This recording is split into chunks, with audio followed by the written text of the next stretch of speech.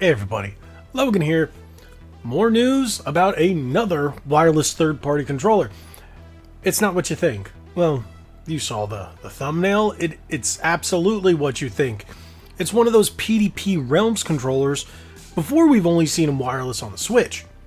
Now we're seeing the first one wireless on the Xbox Series X and S. The thing is, since Turtle Beach has acquired PDP, it looks like they're now implementing some of the technology that they've been using in these Turtle Beach controllers, wireless technology. But again, why is it not proper wireless? I'll get into it. Let's go to the article. This article comes from Windows Central, and we'll take a closer look at this controller. The price also has me scratching my head. Let's take a closer look. Like I said, this article comes from Windows Central. It's titled, Hands-On with a New Wireless Third-Party Xbox Controller. It's the cheapest yet and made for Minecraft fans just in time for the holidays. PDP REALMz has gone wireless for Xbox for the first time, and Minecraft fans will love it. So we're not going to read this whole article. They kind of went too much in depth, and it really doesn't need to be focused on. What needs to be focused on is the controller, the features, the price, and the lack of features. Let's get into it. Let me show you. So this is what the controller is going to look like. It's a clear plastic shell. If you guys have seen any of the PDP REALMz controllers, I covered a Sonic one and said it definitely is not worth it for the lack of features and the high price. This one, I don't know where they're putting some of these features that it is listed, but let's continue.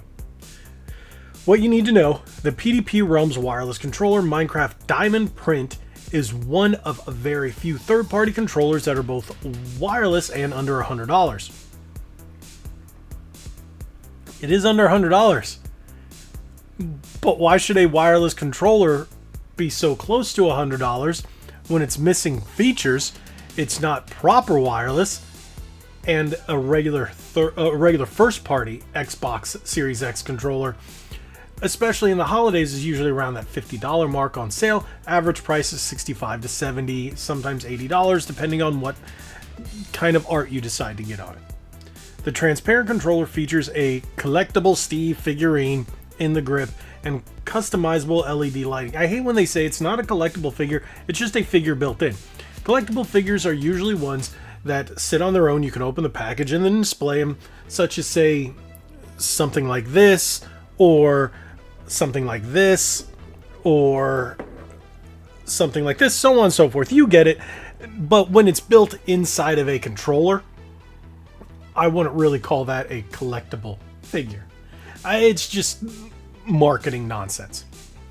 The controller will retail for $79.99 in the US, and we got an exclusive first look before the official launch on November 20th. That is what they're telling us here at Windows Central. Now, it's priced at $79.99, but I read through the article and then they had some contradictions. Let's just keep going. I want to take a look at the controller a little more. Now, one thing that it's said is there are internal rumble. You have rumble in the grips, but there's no rumble here. And I don't see any other pictures that show where the rumble is. So let me read some of the highlighted features. The built-in rechargeable battery claims 40 hours of uninterrupted gameplay time. Okay.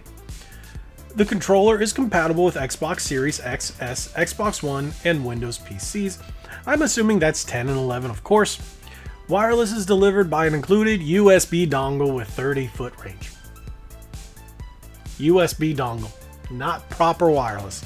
And when your Series X and S only have one USB port on the front, most likely you're going to be plugging it into the rear of the console.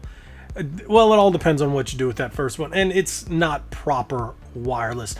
Again, I feel like a broken record. Every one of these wireless Xbox controller videos that I cover seem to not be true wireless.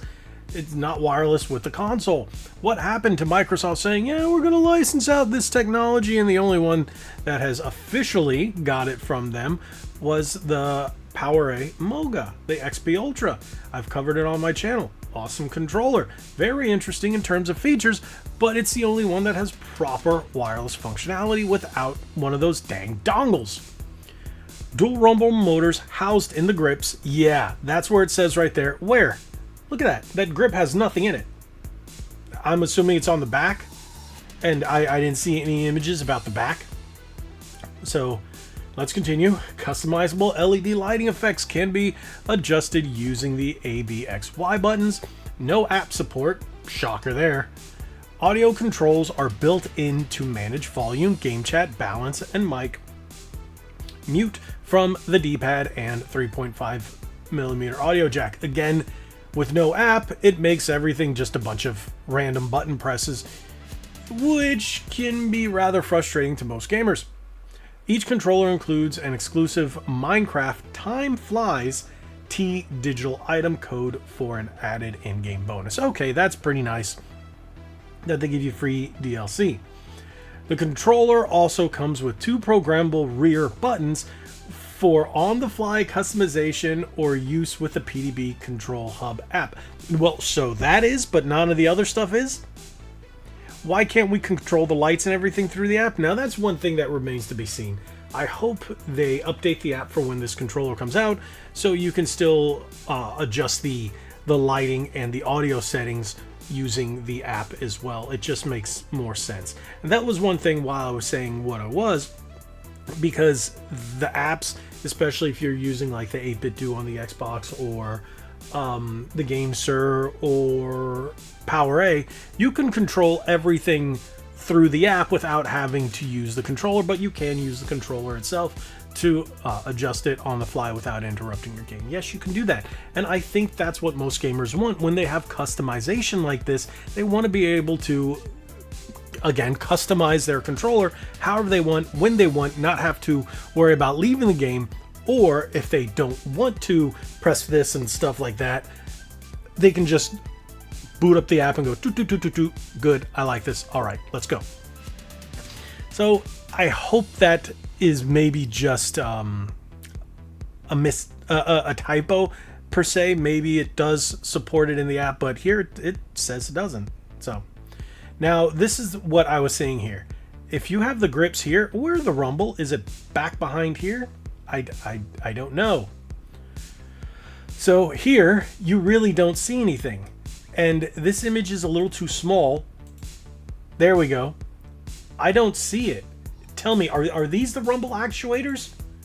Is this? I want to say this is, but I can't really tell. But that's not in the grips, that's in the body. Maybe that's it. I'm not sure if that's what I'm looking at. It looks like that might be the big one, and that might be the small one, I think. Tell me if I'm right or wrong on that one. I think those might be the actuators. But that's going to be a rough rumble feeling. I'm not 100% sure on that. Alrighty. Here they go talking on about the Wolverine V3 Pro and the Turtle Beach Stealth Ultra, which I've reviewed both of those. I think they're solid entries. And then they also talk about the Fortnite wireless standard one. That's at $100.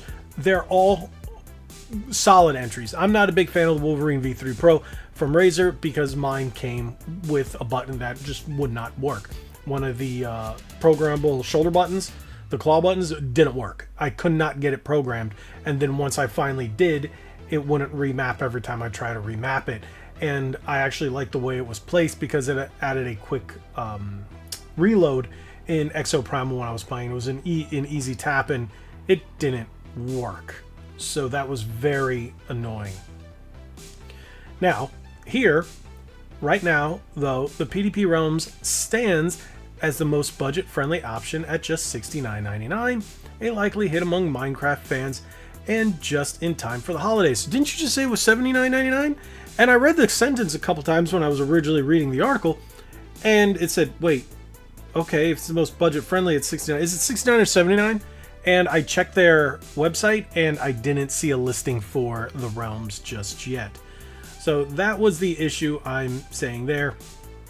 And they go on to talk about the horrendous looking Minecraft movie. Don't waste your money. Please don't buy it. Don't buy tickets. Don't go see that. That just looks like crap. Ugh, it's just... You should have done it in CG, done the whole thing. Maybe like an animated thing. That would have been cool, but hey, is what it is, right? And it will release on November 20th. And then they talk about the new Pivot controller from Turtle Beach that I also covered just the other day. I think that's going to be a very interesting controller. I will be looking at picking up both of these. This one is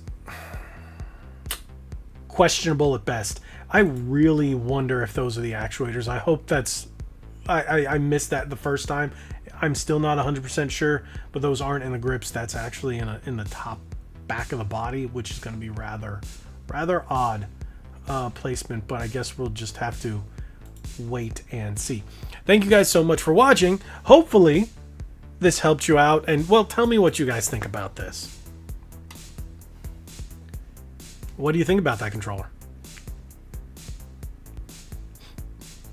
Nothing about Hall effect sticks. Nothing about polling rate. When people care about polling rate, you don't... I guess it really doesn't matter as much on console. It matters more when you're playing on PC, because a lot of games lock you at that 250 hertz. Such is life, right? You don't really notice as much on console. Some people say they do, some people say they don't.